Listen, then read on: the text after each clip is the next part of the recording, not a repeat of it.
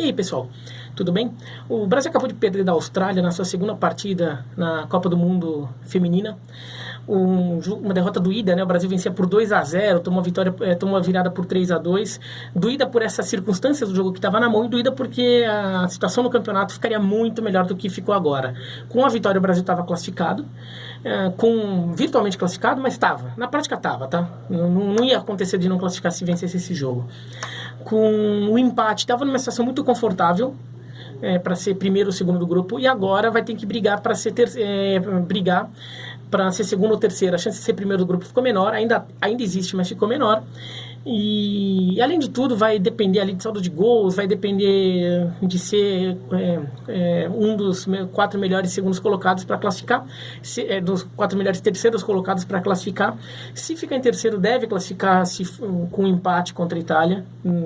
Com derrota já não sei, mas com empate deve classificar. Mas ainda assim, se classificar na repescagem não é bom, porque o cruzamento nas oitavas tende a ser muito pior do que se fosse primeiro ou do que se fosse segundo. Se fosse primeiro, realmente era mais tranquilo, se fosse segundo já era bem ruim. Então, uma derrota complicada. Acho que tem 2 caminhos importantes para falar desse jogo. Um que eu acho que, que é importante, mas porque foi uma coisa relevante do jogo, tá? E acho que é até bom para a torcida ali entender um pouco a mecânica da coisa, que é a arbitragem. 2 lances polêmicos e decisivos, o gol da virada da Austrália e o pênalti que poderia dar um empate ao Brasil no finalzinho. E a questão do jogo em si, da dinâmica do jogo jogado, que eu acho que o Brasil precisa mais se atentar a essa, porque contra a Itália, o que o Brasil precisa fazer é pensar o que ele errou e o que ele acertou para melhorar, independentemente das jogadas, né? Da arbitragem. Mas aí, vamos lá, para a arbitragem, porque eu acho que é o que está mais assim na cabeça do torcedor. Terceiro gol da Austrália. Lançamento em profundidade, um chuveirinho na área. A Kerr, atacante da Austrália, estava em impedimento, claro, não há dúvida disso, ela estava adiantada. A Kathleen, zagueira do Brasil, vai lá na marcação dela, fica em cima dela, as duas lá se engalfinhando, brigando por espaço, e a Mônica também aparece. A Mônica se adianta, se antecipa e desvia a bola para trás. No que desviou para trás, ela acabou acertando o cantinho da Bárbara, enganou a Bárbara, a bola entra e sai o terceiro gol. A bandeirinha dá impedimento na hora, considerando que a Kerr influi na jogada, porque a Mônica vai lá, se antecipa para evitar que a bola chegasse na Kerr. O VAR é acionado, a árbitra vai olhar o replay e muda a decisão, dá o gol. Eu considerei a marcação correta, né? A marcação é correta. E daí, até uma confusão aí com o torcedor sobre o que é isso. Eu até tuitei na hora e muita gente até discordou tudo na boa, tá? Todo mundo discordou legal, argumentando, ninguém veio baixando o nível da conversa, não. Foi bem legal a reação, mas muita gente falou, mas ela não influencia. No final das contas, a Mônica só desvia a bola porque a Kerr está lá em posição irregular. Então, ela influenciou a jogada. É óbvio que ela influenciou a jogada. Mas ela influenciou dentro da análise da jogada. Se a gente analisa a jogada, claramente a Mônica se antecipa para evitar que a bola chegue no atacante da Austrália. Então, nisso ela influencia a jogada. Mas o importante não é se ela influencia na gente vendo a jogada, analisando a jogada. O que importa é aos olhos da regra. E aos olhos da regra, a FIFA mudou essa regra há uns 2-3 anos, tá? Isso não foi tão dito. Aqui no Brasil, isso não mudou muito, aí, porque a arbitragem aqui, às vezes, nem sempre segue tão bem as orientações da FIFA, mas isso mudou nos últimos anos no futebol, tá? Mudou a regra que considera o que é um atacante em impedimento influenciar a jogada. E isso, aos olhos da regra, não é mais influenciar a jogada. Influenciar a jogada é ter uma influência direta na jogada e não uma influência indireta. Isso daí é uma influência indireta, porque na verdade a presença dela faz com que a defesa acabe tomando certas atitudes que resultaram no gol, no caso. A influência direta é quando ela realmente participa da jogada. O que seria o caso? Se a Mônica eu não estou querendo culpar a Mônica, mas se a Mônica não tivesse tocado na bola e a bola caísse com a Kathleen, a outra zagueira do Brasil, a Kerr estaria impedida. Por quê? Porque a Kerr e a Mônica a Kerr e a Kathleen estavam brigando fisicamente pela posição, né, pela posição no campo ali, né, para pegar aquela bola. Então ela estaria combatendo, ela estaria brigando pela bola, pronto, tá impedido. Não tem história. Se fosse, por exemplo, uma finalização, um chute a gol, o atacante da Austrália está na frente da goleira do Brasil, e com isso a goleira do Brasil não consegue pular, ou não consegue ver a bola, e daí a atacante da Austrália pula e a bola passa por baixo dela, alguma coisa assim, influência direta também. Aí é marcado. Mas num lance que ela só está impedida, mas assim, ela acaba não fazendo nada além de estar impedida, não é mais considerado, ainda que a zagueira do Brasil tenha desviado a bola por causa dela. Tá? Mudou a interpretação da regra. Não importa se você concorda ou não, se eu concordo ou não. Eu não acho isso muito legal. Em casos de lance como esse, e esse é até um pouco mais raro, o mais comum de um lance como esse é uma bola que vem cruzada, rasteira, por exemplo, da linha de fundo, vem um atacante em impedimento, embaixo do gol para desviar para dentro, o zagueiro se antecipa e mete a bola para dentro. Isso é um lance até mais comum, mas que é a mesma situação, né? Aos olhos da regra, é a mesma situação. Isso me parece uma influência muito forte ali. Quer dizer, o fato de você estar lá impedido, você forçou o zagueiro a fazer gol contra. E no caso aí, a Mônica foi forçada a tentar tirar a bola e acabou fazendo gol contra. Então acho que isso é um pouco injusto, mas a regra é assim, a regra está assim. Então, até este lance em particular, a Mônica, ela está um pouquinho adiantada, ela está 1 ou 2 metros à frente da Kerr no lance. Então, é uma distância que ela não está completamente longe, mas também não está colada ali brigando. De qualquer forma, até criou uma situação de subjetividade ali, se realmente dá para considerar que a Kerr está brigando ou não pela bola. A bandeirinha na hora achou que estava, depois viram no replay e acharam que não estava. Eu achei que não estava pelos olhos da regra. Então, deu o gol contra, não achei muito justo, mas é correto pela regra, pela orientação da FIFA. Então, isso acho que é bom ficar claro que agora mudou a regra, tá? Mudou a interpretação, fala, não, mas ela faz o sei lá o que, não tem mais isso. A ideia da FIFA, quando mudou essa regra, é tornar as situações mais claras, mais objetivas, menos caso de, mas se você pensar no que o zagueiro pensou, sei lá o que, isso sai um pouco da discussão. Tá? Esse lance do Brasil até ficou um pouco no limite porque a Kerr estava perto, então dá até para achar que a Kerr está brigando pela bola, mas em geral a situação fica mais clara. Era essa a ideia da FIFA. Eu acho que é uma ideia que acabou sendo muito generosa com os ataques, é muito favorável aos ataques e ruim para os defensores. Eu, como alguém que ama, quando jogo, bato bola com os amigos, jogo de goleiro ou de zagueiro, não gostei, mas ficou assim. Segundo lance, o pênalti. Foi pênalti. Foi pênalti. Só não dá pra dizer que a zagueira da Austrália deu um ipom na atacante do Brasil, porque a atacante do Brasil cai de lado, então não foi um ipom, foi um vazare. Mas foi um golpe de judô ali. Ela agarra e, assim, não é que é só que ela derruba, ela cai junto, assim, tanto que ela se enrosca ali pra derrubar mesmo. Ela usa até o peso do corpo dela pra derrubar a atacante do Brasil. E foi um pênalti bem estúpido, porque a bola não tava indo em direção a elas, a bola tava muito forte, a bola tava indo pra trás, a bola não ia lá, mas a atacante da Austrália foi lá, a zagueira da Austrália foi lá, fez o pênalti e foi pênalti, tá?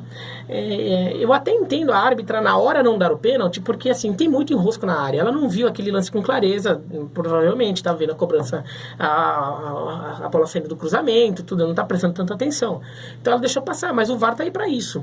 E daí eu achei muito errada o processo, não sei de quem é a culpa nesse caso, a árbitra não ter verificado o lance no vídeo. Ela só fica ouvindo o VAR e depois ela libera o jogo para o tiro de meta da Austrália. Ou o VAR, a equipe que estava no vídeo, na cabine de vídeo, deveria ter falado, olha o vídeo, esse lance é duvidoso, olha o vídeo. Ou ela mesmo bancou e falou, não, eu vi muito bem a jogada, não tem dúvida, não aconteceu nada. Mas foi um pênalti estúpido, foi um pênalti desnecessário. A Austrália estava controlando bem o Brasil não estava criando tanta chance para empatar o jogo, mas foi pênalti. Então, acho que foi um erro grave aí da arbitragem, que prejudicou muito o Brasil, e um eventual empate mudaria muito a configuração da chave para o Brasil e para a Austrália, já que a Austrália perdeu na estreia para a Itália. Então, achei um erro grave, acho que o Brasil tem razão de reclamar disso, de contestar essa marcação. Mas, só uma coisa que me deixa um pouco assim, né? A FIFA, ao adotar o VAR nas suas grandes competições, e daí eu não estou falando do VAR adotado no Brasil, que eles têm marcado um monte de coisa, aquele VAR demorado pra caramba, fica um século lá discutindo, mas assim, nas competições da FIFA, a FIFA tem apenas adotado uma postura de deixar rolar agarrão na área. Agarrão na área, empurrão na área, esse pega-pega ali dentro da área quando tem cruzamento, em escanteio principalmente, mas também cobrança de falta.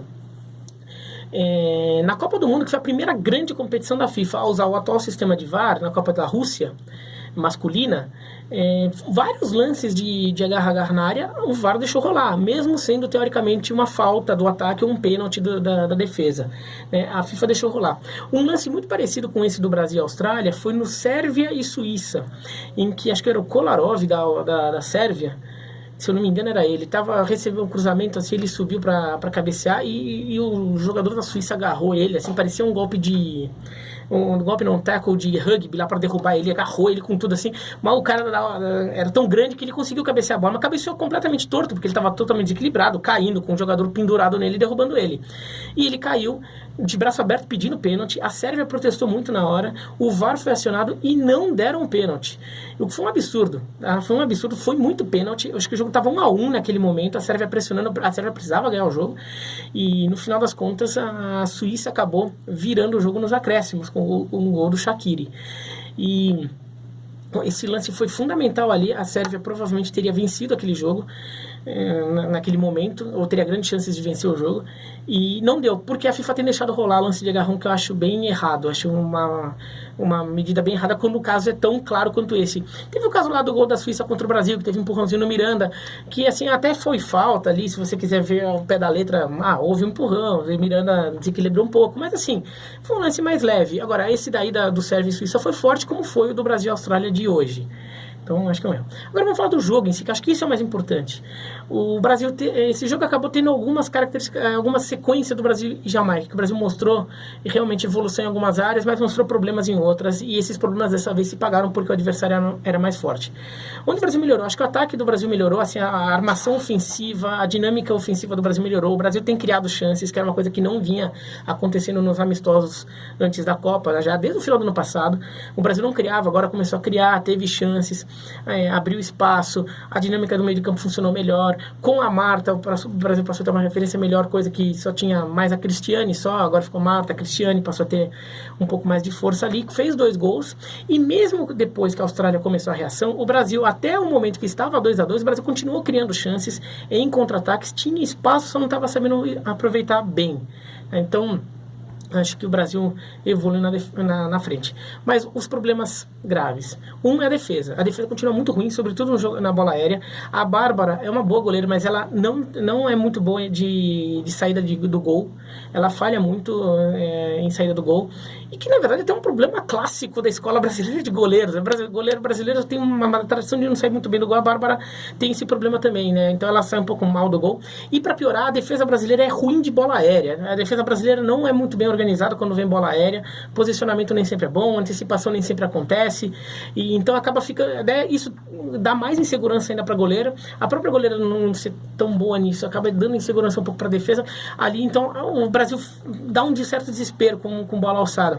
Isso poderia ser melhorado com uma organização defensiva melhor, né? Uma defesa mais bem treinada, porque assim, defesa, se você treinar muito bem a defesa, você nem precisa ter os melhores zagueiros do universo para ter uma defesa segura. Então, se a defesa fosse mais segura e passasse mais confiança, talvez a própria goleira, a Bárbara, também crescesse nessa área, porque ela teria mais confiança na hora que ela sai do gol e iria com mais certeza da jogada. Então fica um certo desespero. Os 3 gols do Brasil de alguma forma foram de bolas alçadas, né? O primeiro um cruzamento mesmo, passa por todo mundo, cai no pé da australiana.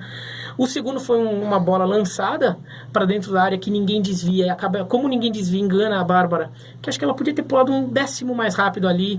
Ela acaba esperando um desvio, esse desvio não vem, é uma bola bem traiçoeira pro goleiro, mas eu acho que a Bárbara podia ter ido um pouquinho mais rápido e talvez ela defendesse. E o terceiro gol foi uma bola também que veio em chuveirinho, o desvio da Mônica, a gente já falou desse lance. Então, o Brasil tem problemas na defesa, muito espaço e falta um pouco de organização nos cruzamentos, principalmente. Isso é um problema, e contra a Jamaica o Brasil acabou se virando. A Bárbara fez ótimas defesas lá, teve alguns sustos, mas a Bárbara segurou. Desse jogo agora, um time adversário mais forte e com um pouco de sorte também, né? Porque o desvio da Mônica ter entrado também foi sorte. A bola do segundo gol também, a bola podia ter passado pelo atacante da Austrália e ter caído na mão da Bárbara, né? Acabou caindo um pouco mais pro lado. Também um pouco de sorte da Austrália, mas o Brasil tem que melhorar muito na defesa ali para pegar adversários mais fortes. E um outro problema, e esse é até mais sério. O Vadão tomou decisões erradas ali, né? O time estava jogando bem no primeiro tempo e até tem mérito dele ali, de também ter conseguido. A defesa, ele tem todo o demérito de não estar arrumando, mas ele tem mérito ali de ter feito o ataque e jogar um pouquinho ali, como já tinha jogado contra a Jamaica, criou muita chance lá, podia ter goleado aí bem mais até do que fez, dos 3-0 que fez. E por esse time aqui ainda está em formação, um time que não é tão bem montado. E quem tá os jogadores sabem quando o time não é bom. As jogadoras da seleção sabem que o time coletivamente não é tão azeitado assim, não tem uma preparação tão clara para encarar certas situações, né, do jogo. E isso ficou claro hoje, né, no segundo tempo. Nesses casos, as referências técnicas são importantes. No caso, a Cristiane na frente, a Marta e a Formiga. Por quê? Porque são as jogadoras mais experientes, são as jogadoras que vão segurar o rojão se a coisa ficar difícil. São as jogadoras que, se o time está meio bagunçado, elas vão tomar a iniciativa de organizar o jogo, pegar a bola, chamar a bola, vamos fazer assim, vamos fazer assado. Calma, gente, é assim, é assado, agora vai você, agora vai ser. Organiza o jogo. Se o time não está organizado por si só de treinamento, pelo menos as jogadoras mais experientes, elas servem como técnicas em campo ali para fazer essa organização. Aí um problema, a Cristiane e a Marta voltando de lesão, não iam poder fazer o jogo inteiro. Isso já era sabido. Então já era um problema que o Brasil poderia ter no segundo tempo, a saída das duas. Só que daí vem a coisa, por que a Formiga saiu então? Né? Até agora eu estou gravando esse vídeo, não veio a explicação por que a Formiga saiu. Se especula mais que como ela já tomou um cartão amarelo no começo do jogo e ela não vai poder jogar o jogo contra a Itália, ela teria saído, porque ela poderia ser expulsa, ou porque ela já não vai jogar o próximo jogo. Mas eu tinha que pensar, antes de pensar no próximo jogo, tem que pensar neste jogo. E este jogo precisava de alguém experiente. Duas alterações, você sabe que vai ter que queimar por causa por questões físicas, guarda a terceira. Segura a terceira o máximo possível. E a Formiga fez muita falta no segundo tempo. Quando a Austrália começa a dominar o meio campo, não tem mais a Marta para segurar a bola, até com velocidade e habilidade. A Marta para segurar a bola na frente, para fazer algum lançamento, tudo. Não tinha mais essa jogadora. Era a Formiga que tinha que fazer isso, que organizar, mas a Formiga saiu. Saiu no intervalo do jogo, né? A Formiga e a Marta saíram no intervalo. O Brasil perde muito ali, né? Então acho que o Vadão tomou uma decisão horrorosa ali. A única justificativa para mim é se for descoberto, que for revelado que ela tinha questões físicas que ela não podia seguir em campo. Ela jogou 90 minutos contra a Jamaica, então se ela tivesse algum problema físico ou de desgaste, não poder jogar tanto, mas já tem 41 anos, tudo, pudesse ser poupado ela lá. Jogou 90 contra a Jamaica, então podia ter jogado 90 contra a Austrália ou tentado, ou jogado o máximo possível, jogado 70, mesmo que tivesse que tirar, joga com 65, 70 minutos, tenta prolongar a estadia dela em campo, porque poderia fazer diferença no segundo tempo. E a ausência dela fez. O Brasil ficou sem meio de campo, até tinha contra-ataques, mas ali, daí não tinha de repente quem desse um pouco mais de ordem no contra-ataque, algumas decisões erradas, o Brasil começou a precipitar, até tinha espaço, podia de repente fazer uma jogada, abrir o jogo para um lado, virar o jogo, fazer um cruzamento na área, não, chutava a bola da intermediária. Teve pelo menos 3 finalizações do Brasil no segundo tempo de bola, assim, fora da área, mas não era na entrada da área, bem fora da área, chutou lá de longe, assim, quando tinha uma jogada melhor para fazer. Um chute daquele só se justifica se você tem uma jogadora que reconhecidamente tem um canhão no pé, ou se você está desesperado no final do jogo. Mas ali às vezes estava em um certo momento estava 2-1 para o Brasil, estava 2-2, ainda tinha tempo de jogo, e o Brasil precipitando, chutando bola lá do meio da rua. Faltou um pouco de organização, às vezes faltou alguém lá no campo, falou, não precipita, próxima vez toca a bola ali, toca a bola, vamos rodar mais um pouco, tem tempo, não precipita, não fica ansiosa, vamos jogar. Tá? E faltou isso. Acho que daí acabou somando de pegar um adversário forte, então que exige mais da seleção, então os defeitos da seleção acabam sendo expostos com mais força. Uma liderança mais clara no segundo tempo em campo, um pouco mais pesado, experiente ali para conduzir o time, para até servir de válvula de escape ali, se alguma jogadora está com problema, manda a bola na Marta, manda a bola na Cristiane, manda a bola na Formiga ali, dali sai alguma coisa boa. E falta um time mais organizado, que soubesse como lidar, porque já que a Marta, a Formiga e a Cristiane teriam que sair do jogo, se a Formiga realmente não tivesse condições físicas de fazer o jogo inteiro, então o time deveria estar muito bem preparado para lidar com uma situação de não ter as 3 em campo. E não pareceu que isso aconteceu. O segundo tempo do Brasil pareceu um time muito disperso, um time meio bagunçado ali. Mas é isso, então se vocês gostaram do vídeo aí, curtam o vídeo, se inscrevam no canal, clica no sininho, escreve aqui embaixo também o que vocês acharam, até da marcação da arbitragem ali, o que vocês acham dessa nova regra, dessa nova orientação da FIFA para a regra que já existia, tá bom? Então um abraço e até mais.